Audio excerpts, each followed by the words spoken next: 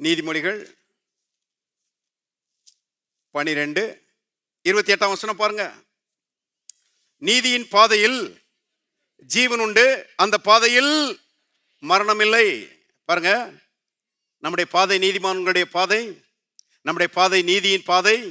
இது கர்த்தர் நமக்காக வகுத்த பாதை. அந்த பாதையில் நம்ம போய்கொண்டிருக்கிறோம். ரட்சிக்கப்பட்ட நாம் தேவனுடைய வழிகளில் என்ன செய்கிறோம்? போய்கொண்டிருக்கிறோம். அந்த பாதையில என்ன இருக்குதுங்க? ஜீவன் உண்டு. அந்த பாதையில என்ன இல்லை?